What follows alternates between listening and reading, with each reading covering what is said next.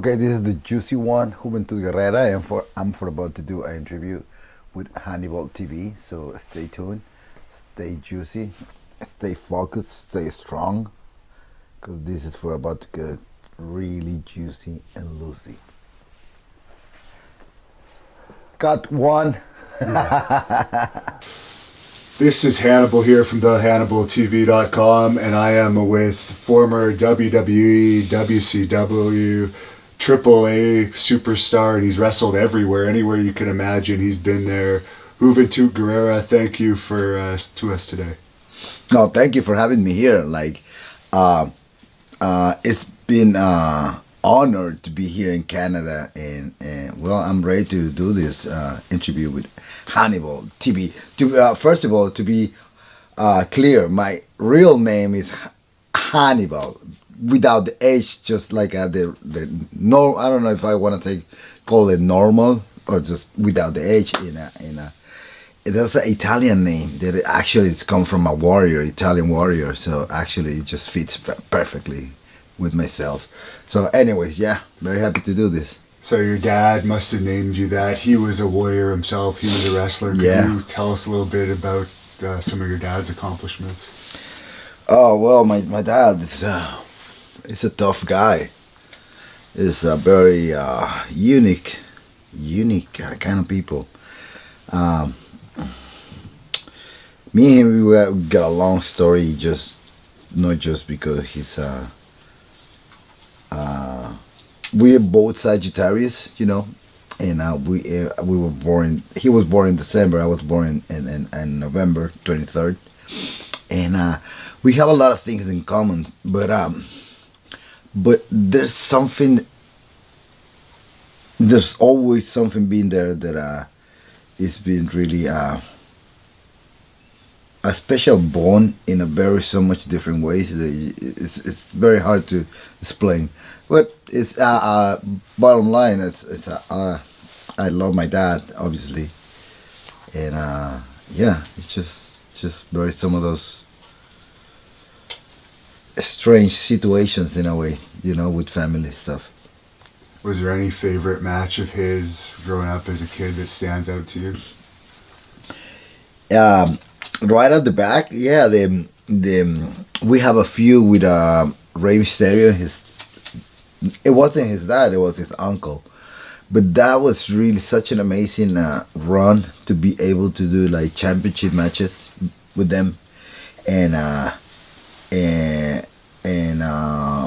yeah, that was awesome. That was really amazing. And then on the other side, we were like doing matches too with El Hijo del Paraguayo, rest in peace, and his dad too.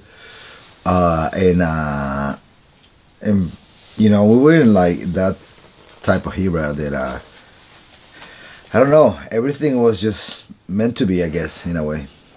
Was it your dad that trained you for wrestling?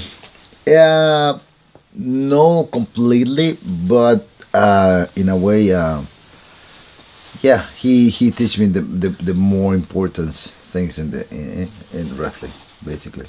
No, like the A, B, and C. You know what I mean? When you're like start in the business, I was learning from other teachers, but then he always like he kind of like he always took the best of me. Yeah. Mm-hmm. What's the difference in training for lucha libre than American style wrestling when you're learning? Is it more difficult or more complicated because there's so many spots involved in lucha matches? I don't know. I mean, for me, it was it's such a different styles. The American style with the Mexican style. First of all, because here everybody they gotta do a tag and respect the tag and believe and make the story from there and it's just different in Mexico. We don't. There's basically no rules. It is rules, but there's no rules. So it's but once you're like in a top level, when you're like a really good wrestler, you can wrestle with anyone anywhere in the world, and you can have like the best matches because that's the beauty of wrestling. Because you can have like this chemistry with this like uh, I don't know, like British guy, you know, and you don't know the guy, like never met each other, but you know that instantly, you know, you have chemistry and you can do something really special. You had early matches with Rey Mysterio, as you mentioned. Did you have chemistry with him right away? Oh yeah, that was one of those guys that I have like chemistry, like incredible chemistry. Like right off the back, we were like doing crazy shit, like crazy stuff. It was amazing because I was like, for me, I always want to be a babyface, but my dad didn't let me. My dad was a heavyweight, a heavyweight, not a heavyweight, a heel. It was a heel all his life. It was just doing, it was a heel, and and for me, I started like when I was like 70 kilos, which is me, very, I don't know in pounds, but it, uh, anyways, it was I was very light, so I was very more difficult for me try to do a match and to set up a story to do something for the fans. It was like I have to put double effort because I was skinny and I have to be the heel. So I was like, oh my god, it was like a test for me to be like a become a better wrestler. Like that make me a better wrestler. How to be a heel. If you don't know how to be a heel, you don't know nothing. You know, a lot of people they only are baby faces. You know, and then never they don't know how to be a heel. You know, they don't have it. They don't have that. You know, you need to have something that you need to put the in the ring so people understand that you are like a real heel. And I don't know. That's kind of like my character that I kind of like evolved into the Juventud Guerrera that is not. It's now. You know, now a lot of people ask me, "Are you even now you babyface or you heel?" I'm like, I'm just a wrestler. You know, I'm no babyface, no heel. I'm a pure wrestler. You know, when I started the business, I became a wrestler from the bottom line, from um, amateur wrestling, Olympic wrestling. My one of my mentors and teachers was Cacique Mara, which was a silver medal in one of Olympic games. He was a Venezuelan guy, and he teach me so well. You know the basic and just Olympic wrestling, and I just got engaged with that. I was like, you know, if you're a fight, because there's a very like there's two type of wrestlers. The type of wrestler that is a fighter, that can be a fighter, and the type of wrestler that is not a fighter. And and uh, and and I think I'm one of those like, guys that I can be a fighter. But another guys, because I know they like I say the Olympic wrestling. I know how to fight a guy. I know how to take down a guy. I know how to hold down a guy bigger than me, and that was my first test. That's for the record. When I did my exam, that was like old school, you know, back in 92, 91. When 92, before 92, yeah, when I have the chance to become a wrestler, you need to have a exam, a test with old school guys, and they test me with this big guy, huge guy in Olympic wrestling, and I put him down like right like it wasn't difficult for me, and they were like very surprised, and I was like able to do it, and I was like, because I have I develop, you know, I have the acknowledgement, and they teach me good. So it was really a pleasant thing that time that I now I can tell it, and I can say it with pride, you know, that I did it. You know, it's like it's and it's a very important message for the guys now. They want to make it. It's like they only see like a high flying like videos, you know, like even video games, or you can imagine whatever you can imagine and flip around and stuff. I mean, that's cool. You know, the pioneer of the high flying saying this is crazy, right? That's cool. I did it. I done it, and I can still improve and done stuff, you know, and moves and stuff like that. But you know, the basic you the new guy have to learn the basic. Have to be a wrestler, you know, like this new kind of hybrid style of wrestling, you know, where you can see with different kind of wrestlers now. Like there's The name is gonna come to me soon, but anyway, there's some guys that they're like UFC guys, like they know like really shoot and they throw kicks and they throw Cain Velasquez. well, Cain Velasquez is perfect example, but there's one guy in NXT. They did a Survivor series with the guy, the Olympic guy in WWE. I haven't seen it for so long. You haven't seen? Yeah. Oh my God, that was awesome. They were just wrestling. They Yeah. were just wrestling. That was awesome. They were just scrambling and stuff, and I was enjoying that. That's wrestling, And if you put that together with like action and high flying and a storyline and a few, it's amazing, Like right now, wrestling is become so big, so popular, so amazing, and I'm blessed that I'm still able to do it. I'm like really happy to be here and talk about this. What was it like? You started wrestling pretty young, and you were famous already at a very young age in Mexico. Yeah, that was what happened. I was like right out the back. I started become famous. Like after 2 years, I got my first trip to Japan, and then Who was that for in Japan? for WAR, and that's where I met for the first time Chris Jericho, and on the tour was Ultimo Dragon, Chris Jericho, Jado and Jedo. Well, they're from Japan. They're from Japan, but anyways, that was such a good tour. Ultimo Dragon was there. He was the guy to bring us in the first place for that company. How did you like it over there in Japan? I like it. I like it. It's not my favorite, to be honest. That's why I guess I don't go there that much. I like more like the British scene. I was going there for a long time, for quite a few years. In the last year, I've been doing more like indie shows in the U.S. You went to ECW. You're very well known for your time there. Who was it that brought you into ECW?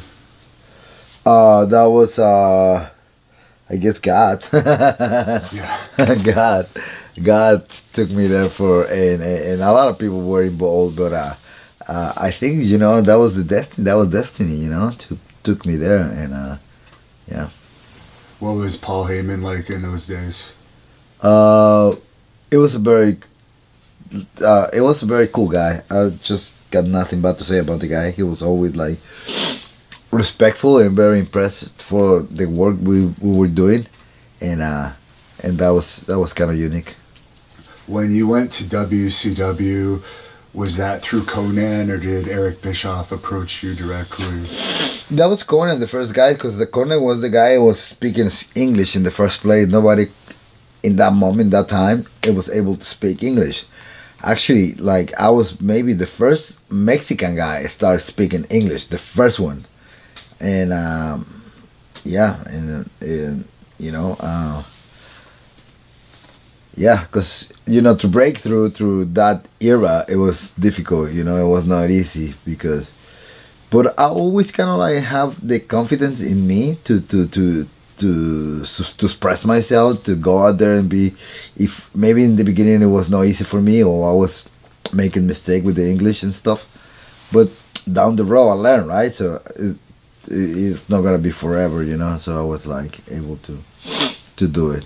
Your first match was against Billy Kidman. Any memories on working with him?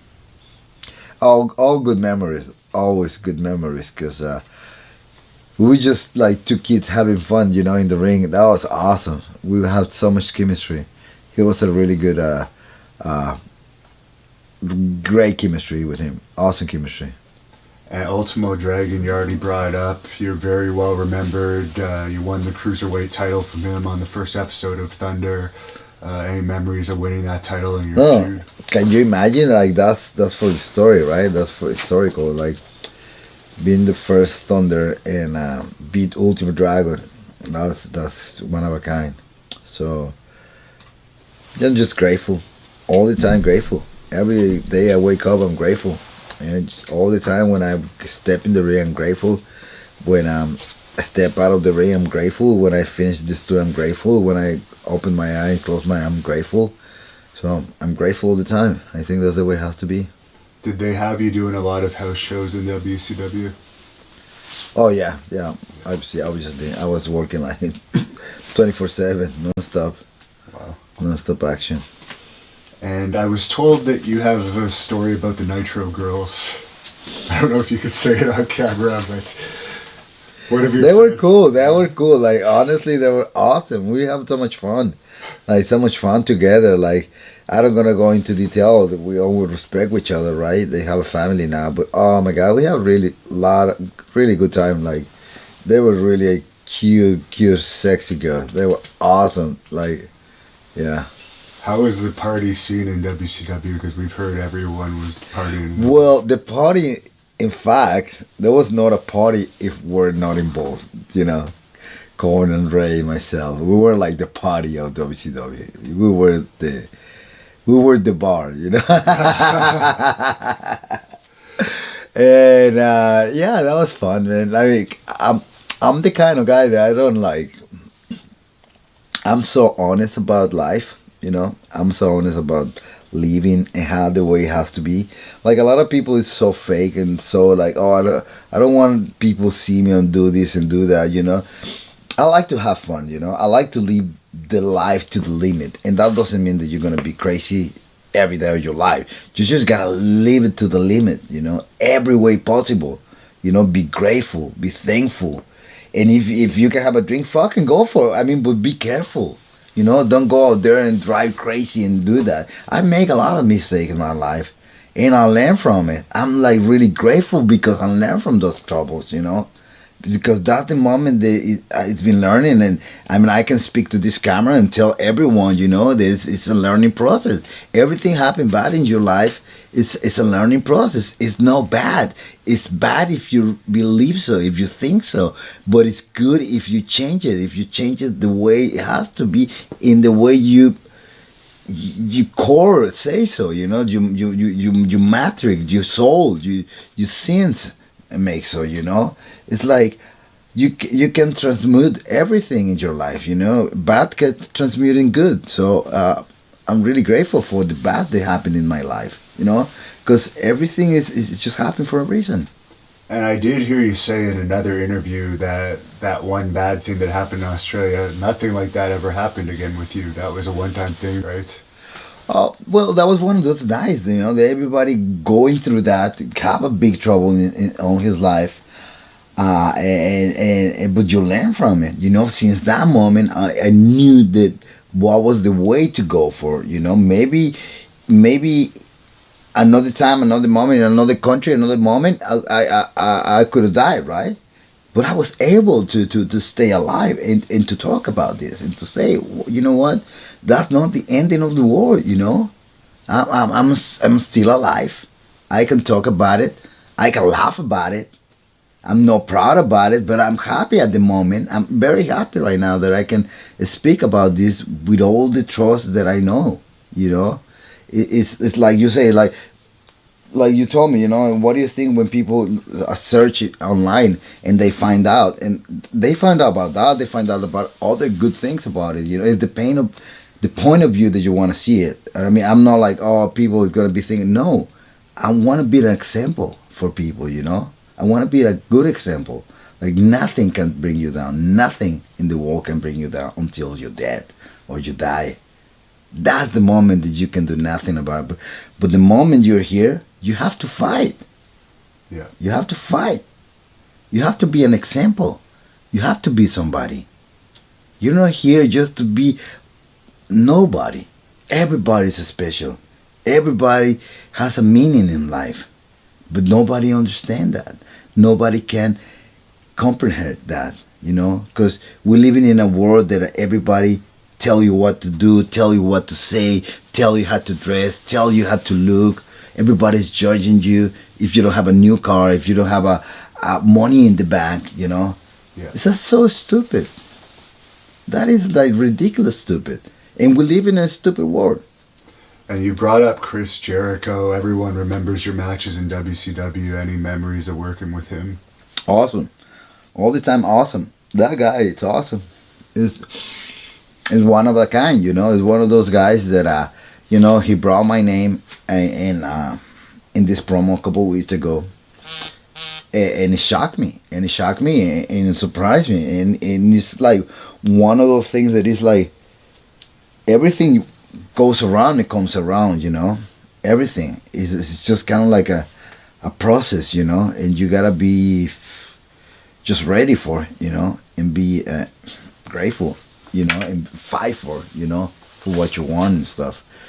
So I think there's coming a lot of surprises for Juventud Guerrera. Like, this tour means a lot to me in so many ways. I got 45 years, and honestly, I look like the best way I feel like the best way I ever feel like before. I don't feel like a lot of people when they have my age, or when they even like a lot of friends, they say like when they were like 35 or 34 or 32, or even there are people that are 28, like, I feel old, or they feel like I'm getting older, and like, I don't even say that word. That's not in my dictionary. Yeah. I mean, my name is Juventud Guerrera. And it was while feuding with Jericho where you had to unmask in the mask versus hair mask. Did that take a lot of convincing for them to do? To finally take off your mask? I was on a contract, so I couldn't like. I could, but I didn't, and because I think because I think I was very very young. I was just happy to be in the park and play with the boys. I didn't want to beach around. I just want to have fun. So I was like, okay, and maybe it took advantage, maybe, I don't know. Anyways, it is what it is, right? Yeah. Yeah. What was it like wrestling without a mask after wrestling your whole life wearing that mask and being so known as? That was awesome. That was awesome because I realized, or I discovered a new personality without the mask. I think my stronger personality is without the mask. I love the mask, and I think that's my other me, right?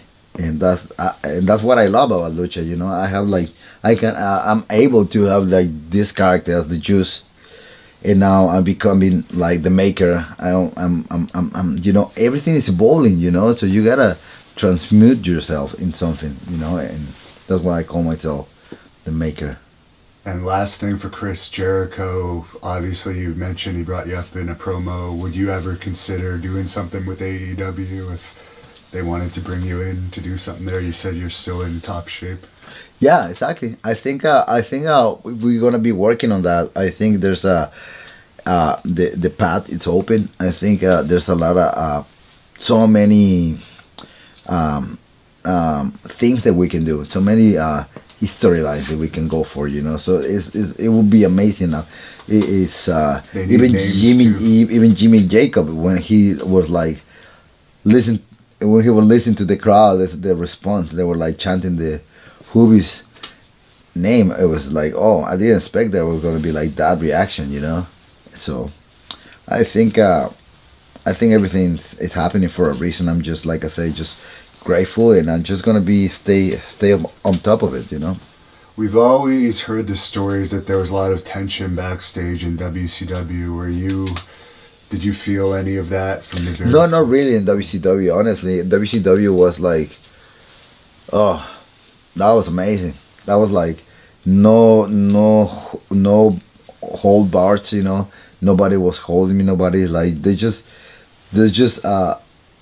let me do whatever I was able to do. They were just in shock for the capacity and the confidence that I show in the ring, in pay-per-views, and Monday night after Nitro after Nitro, TV after TV. I was constantly being the best of the show. I was the best. I was the most. I think I could be maybe the most underrated wrestler of has ever been. Could be. In WCW for sure, because you were definitely a big part of WCW. You were known for the Filthy Animals groups there, where you won the World Tag Team titles. Any memories of being part of the Filthy Animals? That was awesome too, because I was able to compete with these big, huge guys. yeah, we were like me and Roy were the only like smaller guys, and wow, to be able to compete with those guys, and those guys, they were like, even not just working with us, they were learning from us. They were like, wow, these two guys are amazing. I want to work with them. And like, and when they were working with us, they were happy. We were having good matches. They were like so into it, and we break the mold. We break something really special, because before was just heavyweights. Nobody wanted to work with small guys. No one. Or if they work, they were just fucking bashing them.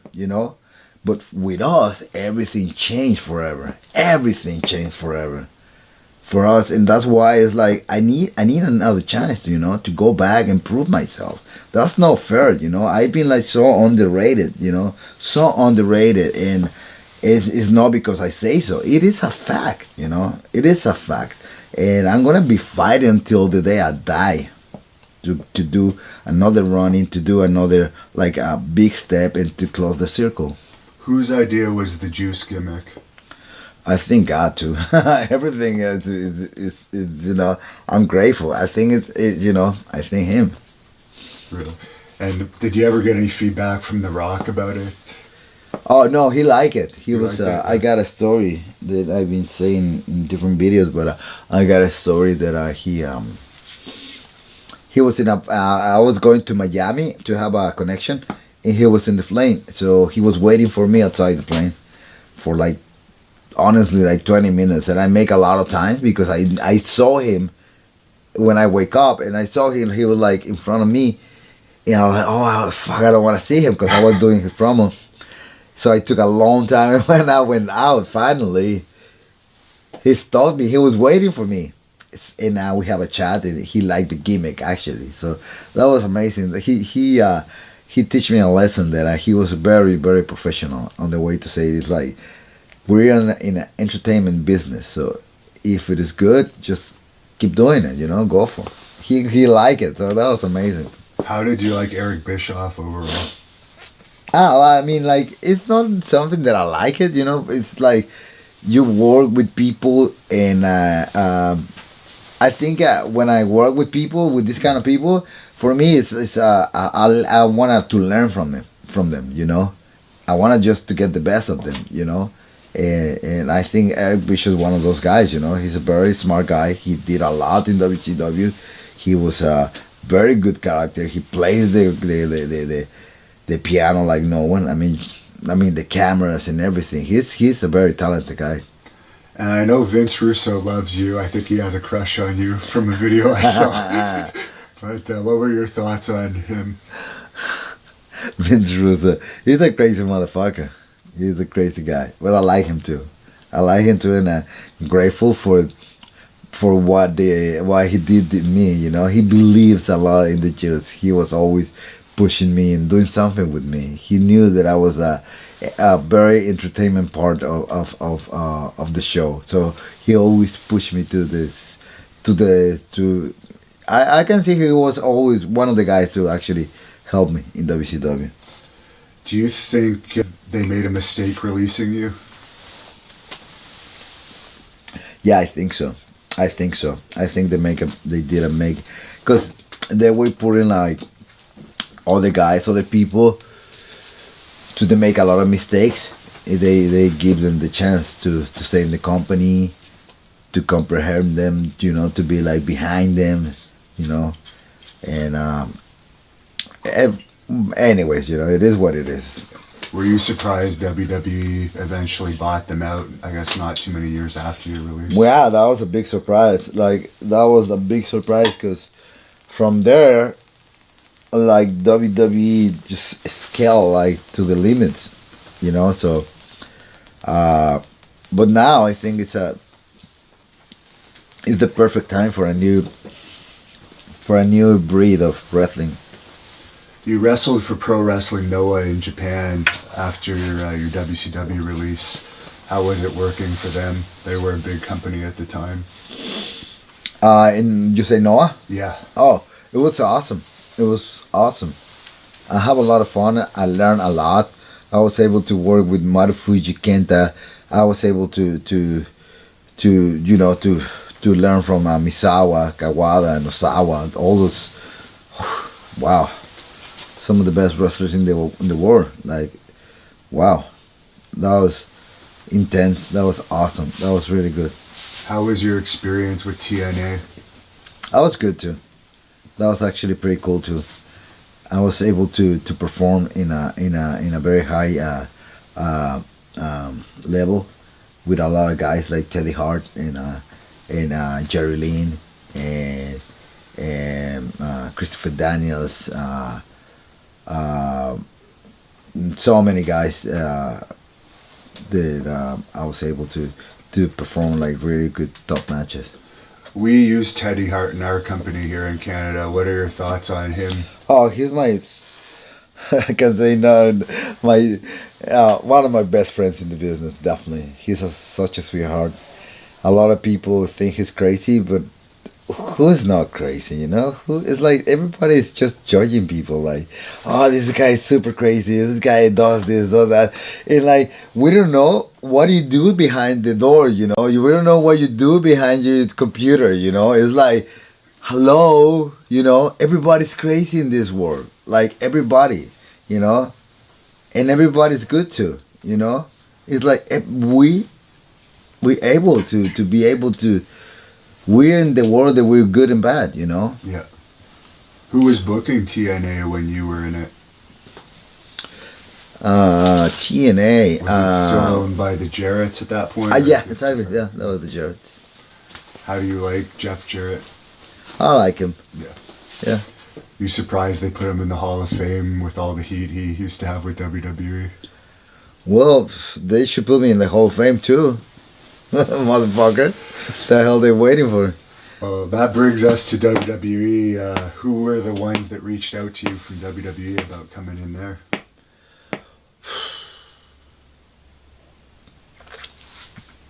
My era with WWE, it wasn't the way that I was expecting. For so many reasons, so many. I don't know. I don't know. I think I want to be very politics, you know, with them because you know they're it wasn't the moment, it wasn't the time, it was just so many difficult situations that happened at the moment, and you know, for me it's like I don't want to bring like that bad energy to to me. It's like I'm good now, you know, that's all matters. I live the moment right now. When they signed you, did they have the Mexicools gimmick in mind already, or were they signing you just to sign you, and that was something they came up with after? No. I was actually the guy to create the name of the Mexicos. Oh, really? Yeah. So you helped develop the idea? Yeah, that was me, Vince, Johnny Ace, and I think it was somebody else, like right down the ring, and it's like we need a name. We're gonna put you together, like the three of you guys. We're gonna make a team with the three of you. I think that's the best way that we can push you guys. And we were like, okay, and like any ideas, Kubi, for the name? And I was like, okay. It just came out of nowhere. I was just thinking, what is cool? Okay, cool is cool, right? Yeah. So okay, what about if you put Mexico in English and we put Mexicools? And I say Mexicools, and Vince is like, what? He couldn't understand. And Johnny is like, he say Mexicools. He's like, Mexicools, Mexico. Oh fuck yeah, I love it. And right away told the whole team, you know, you gotta put Mexico in the screen and do the graphic, and right at the back, we became the Mexicos at that moment. How did you get along with Super Crazy? That's why I'm the maker. You see that? Like everything that's been happening, that's been like influence for people, creating moves, creating styles, creating music, creating a lot of things. You know, I think I was like, for a lot of time I was like jealous in a way, couldn't understand what was the situation to say. But I was kind of like, yeah, why these people is copying me? Why these people is doing what I'm doing? Why these people is like doing this? It's because you realize when you're like something like really special, people is gonna follow you. People is gonna be wanna be like you. Yeah. You know. So like kind of like now I understand. Now I understand why it's all of these things. Now you wrestled the BWO. We've interviewed all those guys. What was your opinion on working with them? BWO. Yeah. Blue Meanie and Oh. Nova and those guys. No, that's good. That's good, man. I wish they give us more time, more like I don't know, more yeah, just more time to have fun and be juicy in the ring. And you worked with Nunzio a lot there. How was he to work with? That was okay, but that was kind of I don't know. I was working first with Paul London, Yeah. and we have better chemistry with Paul London. And right off the back, they changed for Nunzio, and I was like, Nunzio? I was like, come on, no, please, no. I mean, I love Nunzio, but I was like, no, please, no, because I can do so much better with Paul London. Yeah. I don't know why they did that. WWE, why you did that? I mean, like, I don't understand. Yeah. I mean, like, why you put some? I mean, like, it's like it doesn't make sense. And you won the cruiserweight title. What was? Were you pretty happy to have that? Yeah, obviously, yeah. Obviously, yeah. You lost it to Kid Cash. They never really did anything with him. You think they could have done more with him? Like I say, man, like everything is in the past. It's gone, man. I can tell you a lot of stories and going back and this and that, and it's like it's gone, dude. Like that thing is gone. I mean, it's like what I don't gonna go back and breathe that energy. And like I'm all about energy, And for me, energy is pure, and it's like let's just stay juicy. Now you did have contact with Rey Mysterio in WWE. Is everything good between you guys now? I know you've had ups and downs over the years. Yeah, I think so. But I think we're cool. We're cool. We don't talk too much, to be honest. But I think we're cool. Have you seen his recent push? He's feuding with Brock Lesnar. Yeah. I see some of it. Yeah. Do you think Kane has the potential to be a big superstar in wrestling from what you've seen of him so far? Cain Velasquez. Cain Velasquez? Yeah. I think so. I hope so. I like the guy. What was your favorite memory of the Mexicools gimmick? I think just the example or the promo or the to be able to be like in the ring, in the middle of WWE ring with the microphone, the first Mexicans doing a promo. I was the first. I was able to be like the first one, and they trust me, and I was able to do it. That was one of my highlights. That I can say it was awesome. I guess for Rey Mysterio, you probably feel you had your best, maybe some of your best matches in ECW. Yeah. Yeah, of course. And you were released by WWE, but it was kind of sudden. Were you surprised that they made that decision because you guys were getting over still at that point? Like I said, there was a lot of things that was happening with the Mexicals. There, a lot of people know, a lot of people doesn't know, a lot of people, quite a few people know. And I just don't want to go into detail because, like I said, it will happen what happened, It's like right now I'm cool with these two guys, super crazy, and in that time we didn't were cool. We were like just fighting for. Like I said, I don't want to be going to details. It's like fuck it, that's gone, that's in the past. I just want to look for the goodness in the future. What would be your dream match in WWE now if you could go back? Obviously, Rey Mysterio, that would be one, and so many guys. Like I was impressed about. After all these years, like like Sasha Banks, like even like all of these guys that are in WWE, they spoke highly about me. They respect me. Some of those guys I don't even know that, but I was inspired, like Seth Rollins, Strickland, you name it, man, you name it. Everybody's been influenced by the Jews, and I'm like so. Fired up about it, I'm like, God, it just needs to get back, it needs to do something more and to need to be fighting this new generation, these new guys. It has to be happen. It needs to be happen. The world's need it. I need it. What do you think about AEW from what you've seen of it? Speaking, I of think that? it's great. I think it's they teaching a lesson to WWE how to, because they were the master of productions, right? In on TV and the way they moved camera and the focusing and the in and out and all that. My God, these guys are doing incredible, and I think they know it. WWE know it. So I'm very happy for the wrestling, for WWE too, because I know they're gonna get better. They're gonna try to step over to again, and even this, and then hopefully there'll become another company, and that's why I'm doing my own company. Check it out, La Nueva Lucha Libre.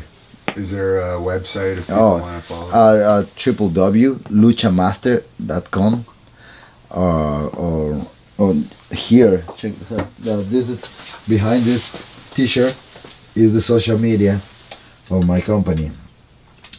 So check it out. That's why I'm wearing this T-shirt, because I wanted to show you what the juice is doing. I'm doing my own promotion in Mexico because after all these years, I want to create something, not just for the juice, it's something for wrestling. So I'm promoting my own company in Mexico. Is Psychosis involved in it at all? I haven't booked him, but I've been booking Super Crazy in my company, quite a few shows. I saw a clip online of you doing something, I think it was a few years ago, with Vampiro in AAA. Did you ever have a feud with him over the years? Well, I have a few in a way with him in WCW. A little bit, and a little bit in the office in the locker room, because he started doing my Hubby Driver, and I was like, "Hey, you're doing my finish, right?" It's like, "What the hell are you doing?" And then he continued doing it, so I gotta go to the office and talk to Terry Taylor. So we gotta actually discuss this together. I'm like, no, I don't want. That's my move. Like, oh yeah, but you have too many moves, Hubby. You can change another move. I'm like, no, that's not fair. I create that move, And when people tell me, oh, it was the Japanese guy. The Japanese guy does the same. Well, I never saw him. I was doing it in Mexico too. I kind of like think in my mind, and then he was doing it too in Japan. But that's why like I did it in W, and I don't want no one to do it in front of my face, right? That's respect. Yeah. So. Did you get along with Vampiro? Oh yeah, after that we have some other shows, other matches in Europe, really cool too, yeah. Since your last WWE run, you also wrestled for WWC in Puerto Rico and you won a title there.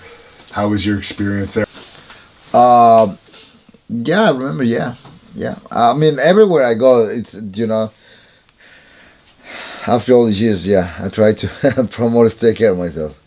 If you could have one lucha tag team partner, who would it be? Right now? Yeah. I don't know. Maybe Will Ospreay. He's a fucking perfect luchador.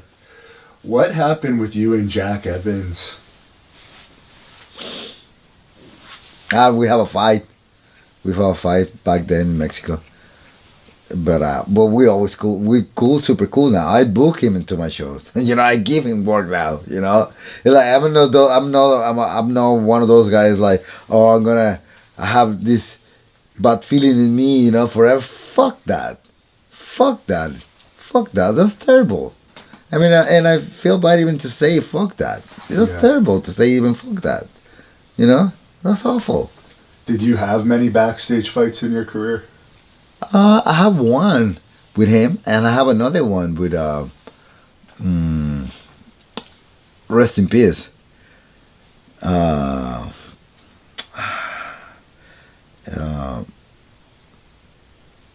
Abismo Negro was an old timer luchador in Mexico. I have a big fight with him in the locker room. Yeah. What was that all about? Just he disrespect me in a way that I was not able to step back. There's limit, right? So I didn't step back and I fight the motherfucker. Everybody was surprised. They were like, fuck, who is fighting this motherfucker? He was bigger than me, stronger than me. Fuck this guy.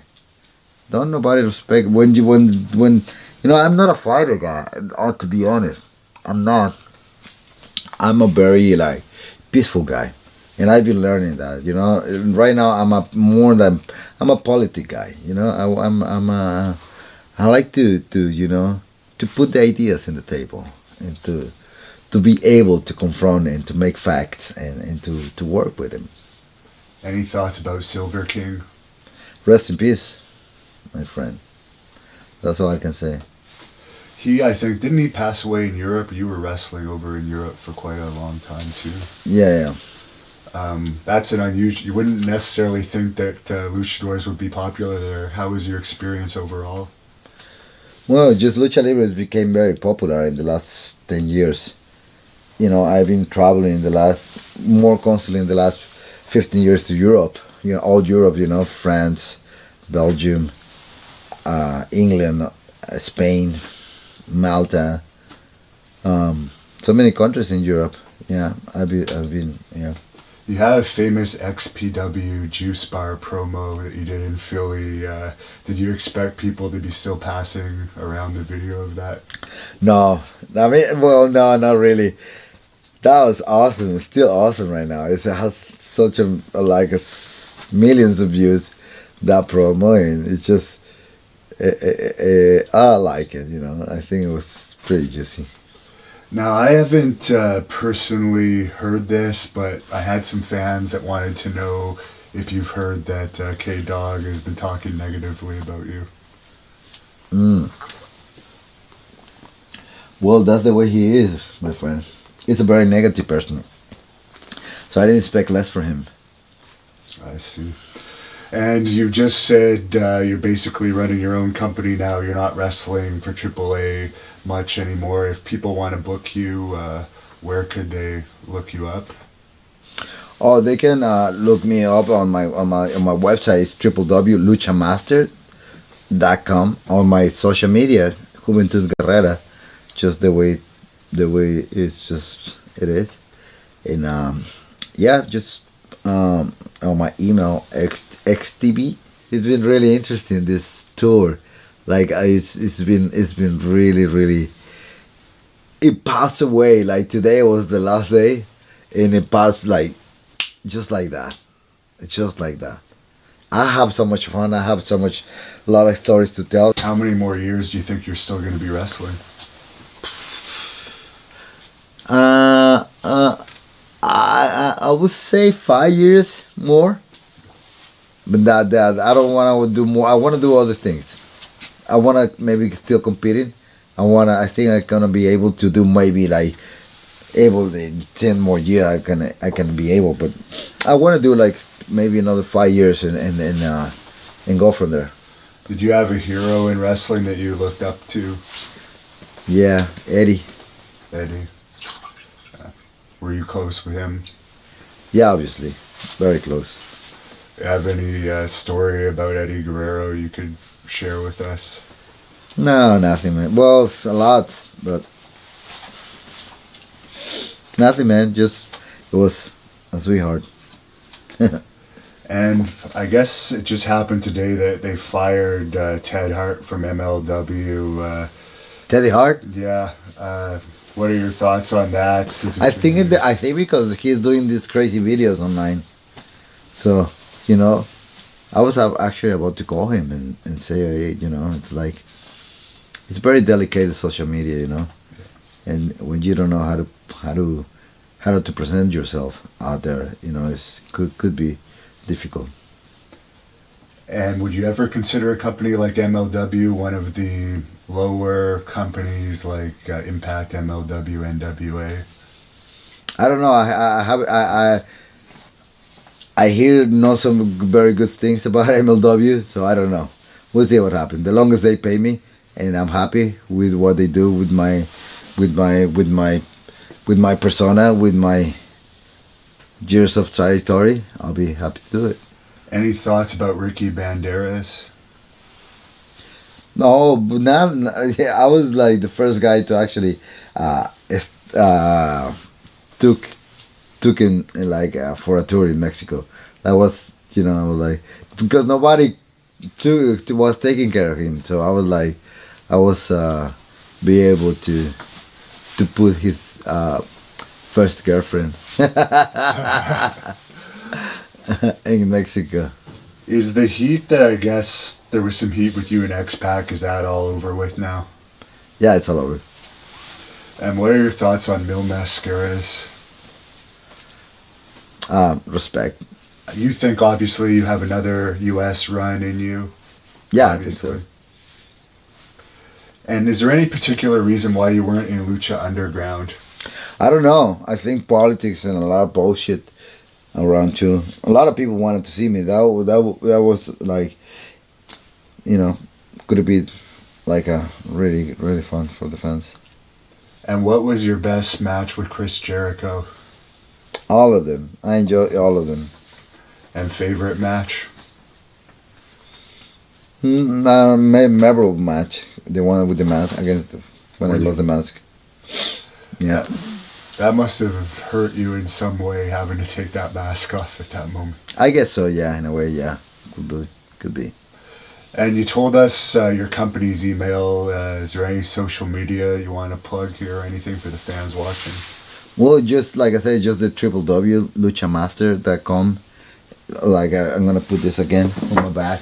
Check it out. This is the social media of my company, and I've been doing really really interesting stuff. I've been developing really new characters, new luchadors. One of them is Superstar, and the other one is El Ilusionista, and I'm creating more personas, lucha personas.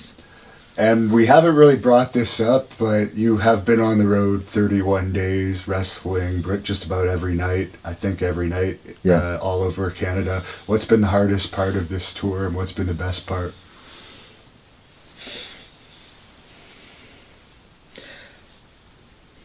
I think everything has been good. Everything has been good. Excellent. I'm grateful. And no injuries? No injuries. Thanks God. Thanks God. That was so nice that I was like really like, oh my God, what's gonna be this? What's gonna be this night? What it's gonna be tonight? What's gonna be tomorrow? But I was just happy, I was just happy to everything is experience. And I was just pray I always pray before my matches. I always pray before, I just do it.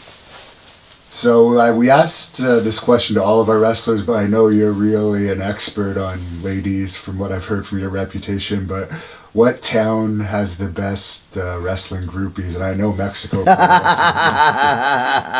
Everywhere. You can find groupies. Everywhere.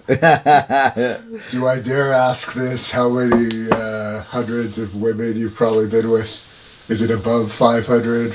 Oh, well, just leave it like in every country, every country. Asia, America, South America, Canada,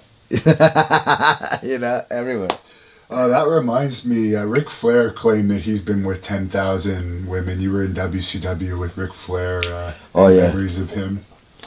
Oh, he's the man. He is the man. I love him. He's one of a kind. I was so grateful to be able to be in the locker room, be in the same company, be in the same moment, party with him, hanging out with him, traveling with him. He's the man. Is he as crazy as people say when he's partying? Everybody, like I say, everybody's crazy, in a way, I mean, there's a moment that you go out there and that you just lose your mind for a moment, right? In a way, you lose your mind in a happy way, You don't have to lose your mind in a bad way, Just everybody's outrageous, Let yourself go. Be happy. Are you surprised WWE's using him on TV now in his 70s when they used to make fun of WCW, using him when I guess he was in his 40s or 50s?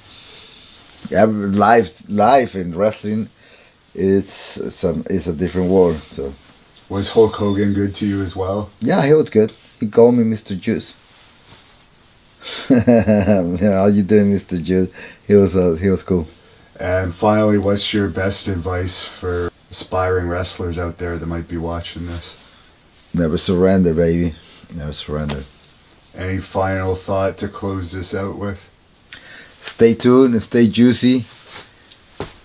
And more importantly, be grateful.